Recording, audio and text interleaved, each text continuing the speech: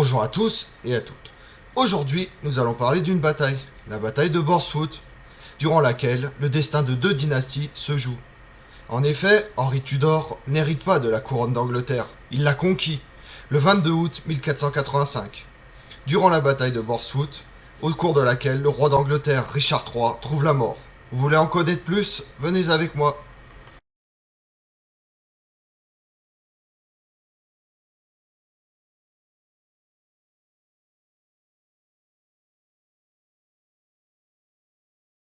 Ensemble d'affrontements constituant globalement une guerre civile entre la maison royale de Lancaster et la maison royale d'York.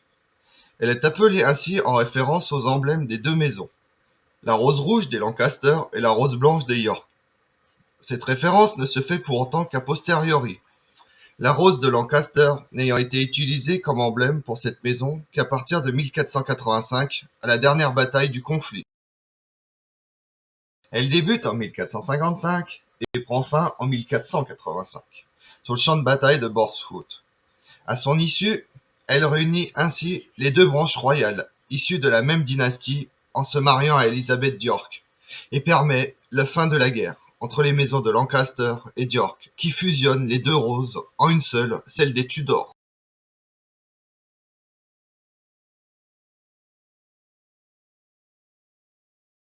Édouard IV meurt soudainement. Son fils, Édouard V, âgé de 13 ans, lui succède sur le trône d'Angleterre. La cause précise de la mort d'Édouard IV n'est pas connue avec exactitude. Une pneumonie, la typhoïde ou même un empoisonnement font partie des principales hypothèses soulevées pour connaître la mort d'Édouard IV. Le conseil de régence, dirigé par le frère d'Édouard IV, le duc Richard de Gloucester, lord protecteur du royaume et tuteur des jeunes princes, assure la régence et la protection jusqu'à ce que Édouard V puisse gouverner seul. Les deux enfants ne seront plus jamais revus en vie après l'été 1483 et leur internement dans la Tour de Londres. Ce qui leur advient, mort naturelle ou violente, reste l'un des plus grands mystères de la couronne d'Angleterre, ainsi que le sujet de nombreux débats.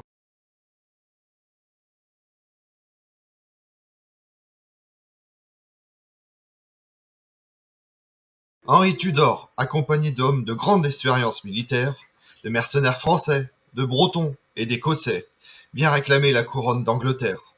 Richard III rassemble son armée à Leicester. Secondé par le duc de Norfolk, le roi d'Angleterre rassemble ses forces à Borswood.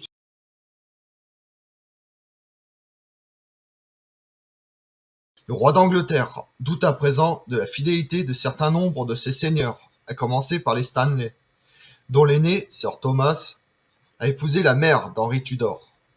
Malgré le fait que les Stanley sont en route pour Leicester, Richard III sait qu'il le considère comme un usurpateur. Le roi exige que Sir Thomas Stanley dépêche auprès de lui son fils aîné, avec la menace de le faire décapiter si l'armée levée par les Stanley n'arrive pas au bon moment. Ils ne sont pas les seuls à mettre en doute la légitimité de Richard III. Plusieurs nobles anglais estiment qu'il a tué les fils d'Édouard IV. Cependant, aucune preuve ne fut jamais découverte.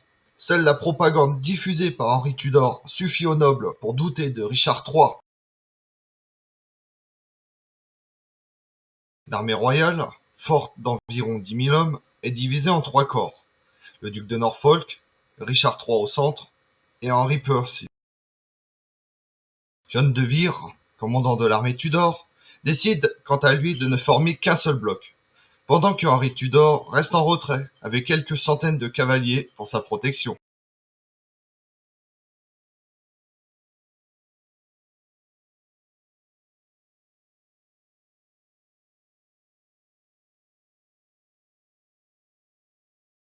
L'artillerie de Richard III harcèle l'armée du comte d'Oxford durant leurs manœuvres pour contourner le marais. Une fois l'obstacle franchi, le corps du duc de Norfolk et plusieurs contingents de celui du roi commencent à avancer. Les archers des deux armées commencent à tirer. Dans l'affrontement au corps à corps qui s'ensuit, les hommes d'Oxford tiennent bon et finissent par avoir le dessus. Du côté de l'armée royale, des recrues s'enfuient du champ de bataille et le duc de Norfolk est tué d'une flèche reçue en plein visage. Informé des difficultés de ses troupes, et de la mort de son second, Richard III fait signe à Northumberland de se porter à leur aide. Mais il ne bouge pas.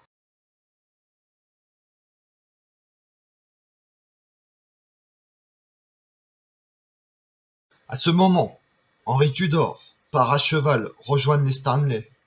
Voyant cela, Richard III décide de mettre rapidement un terme au combat en tuant le chef de ses adversaires.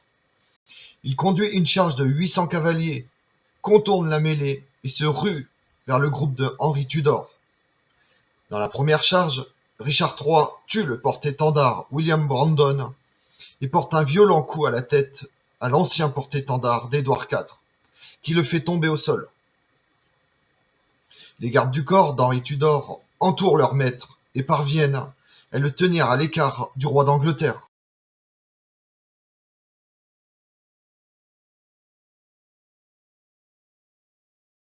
Voyant Richard III aux prises avec les hommes d'Henri Tudor et séparé de son principal corps d'armée, William Stanley entre en mouvement, conduisant ses hommes aux côtés du Tudor, trahissant le roi d'Angleterre. En infériorité numérique, le groupe de Richard III est encerclé et progressivement repoussé vers les marais.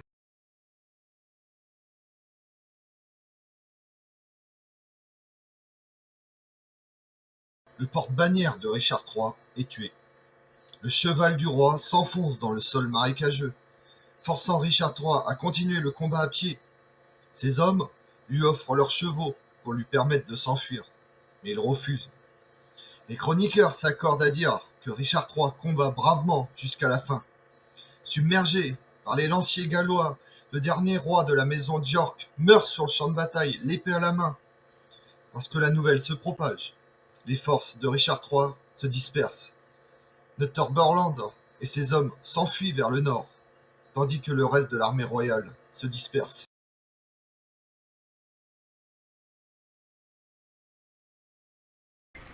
Comme on l'a vu, la couronne d'Angleterre s'est jouée sur une seule bataille, faisant la conclusion de la guerre des Deux Roses.